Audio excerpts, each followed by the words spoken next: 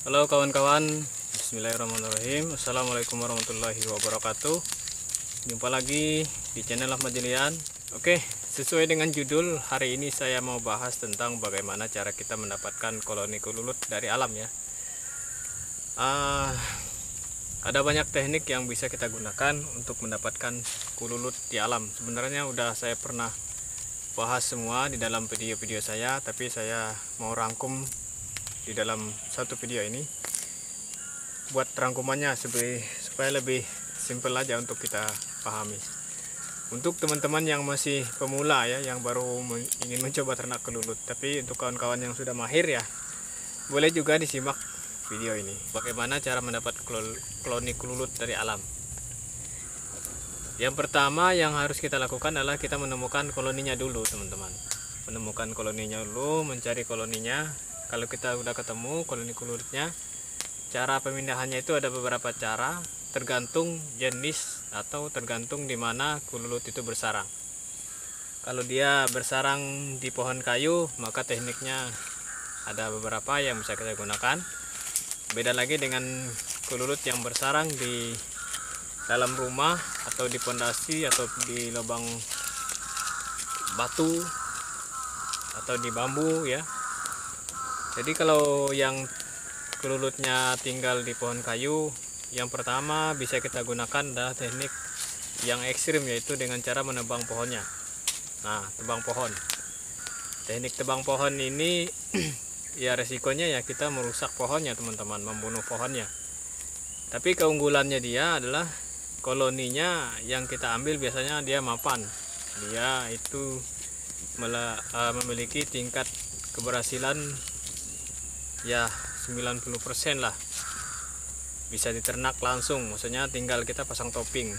Dan ketika dipindahkan ke lokasi budidaya itu dia adaptasinya dia cepat ya, cepat adaptasinya. Kekurangannya yaitu tadi kita merusak pohonnya, teman-teman. Tapi rata-rata orang tebang pohon, teman-teman.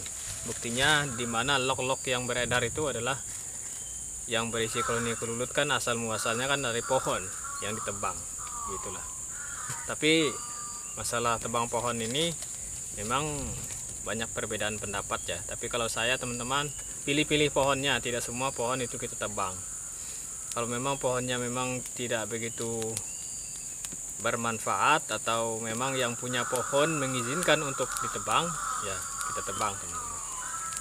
Dan arealnya itu bukanlah areal kawasan yang dilindungi gitu, atau areal yang kita menemukan kululut itu adalah kawasan yang akan digarap oleh pemiliknya untuk berkebun atau berladang, kebun sawit, kebun pisang dan lain sebagainya. Itu bisa kita tebang atau kita selamatkan kululutnya. Karena kadang pemilik tanah itu, teman-teman, mereka, contoh di tempat saya, mereka tidak memperhatikan masalah kululut, tebang semua gitu. Kasihan juga ya kalau mereka mati sia-sia gitu, kalau kita tidak menemukan, tidak sempat mencari atau menemukan koloni kululut di areal itu. Ada cara lain selain kita menebang pohon. Kalau kita menemukan koloni kululut, itu bisa kita lakukan pemindahan dengan cara membobok. Pindah koloninya dengan cara membobok. Kita bobok pohonnya, kita lubangi, lalu kita ambil semua sarang yang ada di dalam batang pohon itu, termasuk juga ratunya, dan kita letakkan kotak yang kita bawa tadi, kotak pemindahan tadi, kita letakkan di dekat atau di posisi awal sarang mereka. Kita tinggalkan sampai 2-3 hari baru kita bawa pulang. Bagaimana kalau kita tidak menemukan ratunya? Maka kita cek, teman-teman, setelah 2-3 hari atau sampai 1 minggu kita tinggalkan di situ. Lalu kita cek apakah ada penambahan telur baru atau tidak. Nah, kalau ada penambahan telur baru, itu bisa dipastikan ratunya itu ikut terbawa atau ikut masuk ke dalam kotak. Akan tetapi kalau tidak ada penambahan telur baru, kemungkinan besar ratunya tidak ikut atau dia mati pas saat kita melakukan proses pembongkaran, ataupun dia tertinggal di dalam sarang awal. Kalau dia tertinggal di sarang awal, kemungkinan besar dia dimakan hama atau semut ya bisa mati dia teman-teman kalau ditinggal pekerjanya. Nah, itulah kira-kira teman-teman. Bagaimana cara selamatkan koloni yang misalnya kita tidak mendapatkan ratunya? Ya, kalau kita punya banyak koloni, bisa kita supply calon ratu atau ratu dari koloni lain ya. Bisa kita supply. Bisa kita donorkan ratu dari koloni lain. Bisa itu. Untuk yang sejenis teman-teman, tapi misalnya untuk jenis utama ya sama-sama jenis utama gitu. Keunggulannya ya tidak menebang pohon. Kalau kelemahannya ya biasanya dia adaptasi dulu teman-teman, beberapa bulan, 2-3 bulan biasanya adaptasi penyesuaian, dan ketika kita pindahkan di lokasi baru biasanya sekitar 3 bulan itu baru bisa dipastikan mereka akan bisa berkembang ya. Untuk yang teknik yang ketiga, teknik tanpa menebang pohon, yaitu dengan cara cangkok atau eduksi atau infus lah, macam-macam lah apa istilahnya itu.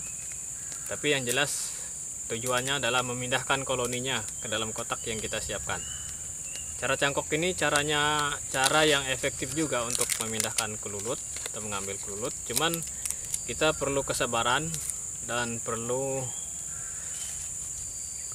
beberapa bahan yang perlu kita siapkan. Dan ini diharuskan teman-teman. Yang pertama adalah propolis atau bekas sarang kelulutnya. Misalnya kalau kita ingin mencangkok itama, ya harus kita siapkan bekas sarang itama dan juga kantung bipolen itu. Ciri-ciri cangkok yang akan berhasil biasanya dia langsung membuat sarang di dalam setelah 2-3 hari. Itu biasanya setelah kita pasang dia langsung membuat sarang, membangun rangka-rangka lah di dalam kotak cangkok kita. Kalau yang tidak akan berhasil, biasanya mereka akan membuat terowongan.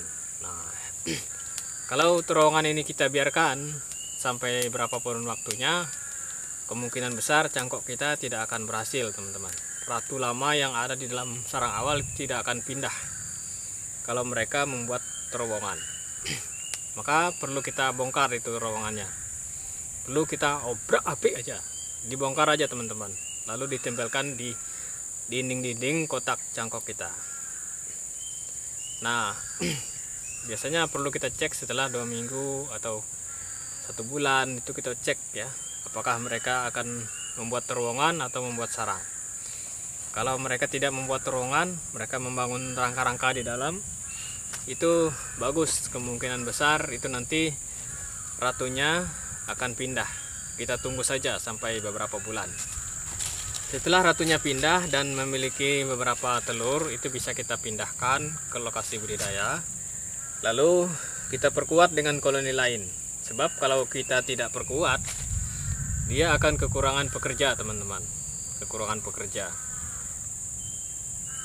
Nah, itu biasa menyebabkan nanti kalau dia kekurangan pekerja, si ratunya ini kurang perawatan dan dia tidak mau bertelur biasanya. Setelah kita supply pekerja, baru dia bisa bertelur lagi. Begitulah kegiatan atau hasil pengamatan dan pengalaman saya Mas Bro, kawan-kawan, tentang cangkok-cangkok kelulut. Jadi bukan hanya tanaman yang bisa dicangkok, kelulut pun bisa dicangkok ya. Jadi kelemahannya ya butuh waktu, butuh kesabaran ya untuk cangkok. Prosesnya lama dan ya, kalau memang kita mau cepat ya dengan cara bobok itu lebih cepat dapat. Dengan cara cangkok, keunggulannya kita bisa dapat 2 koloni. Bisa dapat 2 koloni nantinya. Yang pertama kita cangkok, lalu kita dapat ratunya. Harap-harap koloni yang di sarang awal itu mereka menetaskan calon ratu baru lagi yang ada di dalam sarang awal mereka, dan mereka menjadi koloni baru lagi. Itu keunggulan dari teknik kecangkok ini. Nah, setelah 2-3 bulan sampai 5 bulan itu jangan kita cangkok lagi teman-teman. Kalau kita ingin mereka berkembang dulu, kita biarkan dulu mereka berkembang sampai koloninya besar, baru kita cangkok lagi. Itu kalau kita mau lebih lebih lestari lah cara kita pengambilan kelulutnya. Tadi kelulut yang bersarang di dalam pohon itu dia tetap ada gitu. Tapi kita ambil, kita pecah dia dari situ dengan cara mencangkok. Selain cara cangkok, selain cara bobok dan tebang pohon, ada lagi cara lain mendapatkan koloni kelulut di alam, yaitu dengan cara memasang jebakan atau perangkap. Perangkap ini syaratnya adalah harus diperkirakan di kawasan itu ada koloni kelulut.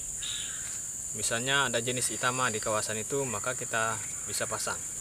Tapi kalau di kawasan itu tidak ada jenis itama, ya kemungkinan besar kita tidak akan mendapatkan itama.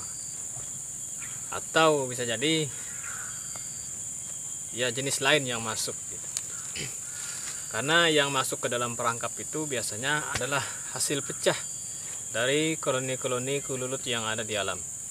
Mereka memecah koloni lalu mencari tempat baru dan akhirnya menemukan perangkap kita. Perangkap itu tujuannya bukan untuk memindahkan koloni, tetapi menyiapkan tempat untuk hasil pecah dari koloni-koloni yang ada, pecah secara alami gitu, perangkap. Dan perangkap ini memang tidak bisa 100% berhasil, teman-teman. Dari 11 perangkap yang saya pasang, biasanya satu saja yang masuk itama. Banyakan semut, kebanyakan gitu. Semut yang terlebih dahulu memasuki perangkap. Nah, kalau perangkap dihuni semut ya tidak mungkin dimasukin kelulut, teman-teman. Kalau perangkap kita dihuni semut ya bisa kita lakukan pengulangan lagi proses penyiapan kotak perangkapnya. Keunggulan dari koloni hasil perangkap ini biasanya mereka lebih cepat berkembang. Biasanya Mas Bro, dalam 9 bulan, 3 bulan itu biasanya setelah kita dapat itu akan banyak itu koloninya, cepat dia membesar. Kira-kira begitulah teman-teman ya pembahasan kita kali ini tentang bagaimana cara kita mendapatkan koloni kelulut dari alam dengan cara berburu menggunakan teknik perangkap, cangkok, dan bobok, dan tebang pohon atau lock koloni. Itu semua cara yang sudah pernah saya lakukan Mas Bro, dan alhamdulillah teman-teman ada yang berhasil, ada juga yang gagal. Tapi alhamdulillah banyak yang berhasilnya Mas Bro. Tapi kalau perangkap lebih banyak gagalnya daripada berhasilnya. Tadi dari 11 perangkap yang saya pasang itu biasanya hanya satu di antara 11 itu yang masuk kelulut itu.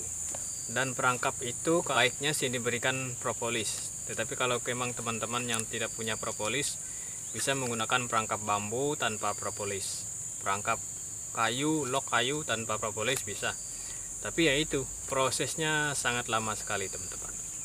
Karena kelulut itu biasanya mereka menemukan perangkap itu karena mencium aroma propolis. Jadi ada beberapa pekerja yang datang menemukan aroma propolis di perangkap kita, sehingga mereka mengajak kawan-kawan lainnya untuk menetap di situ. Dan begitulah kira-kira ya Mas Bro, teman-teman. Lebih dan kurangnya saya mohon dimaafkan ya. Semoga pembahasan ini sedikit memberikan wawasan untuk kita semua tentang budidaya kelulut. Saya juga masih belajar kawan-kawan, dan di sini pun saya baru memulai lagi untuk ternak kelulut, dan lebih fokus sementara ini lebih fokus untuk penyiapan vegetasinya dulu. Jadi supaya lebih mantap lah, kita siapkan vegetasinya dulu. Setelah itu baru kita tambah koloninya. Oke Mas Bro, demikianlah pembahasan kita kali ini. Semoga bermanfaat. Lebih dan kurangnya mohon maaf. Assalamualaikum warahmatullahi wabarakatuh. Mantap.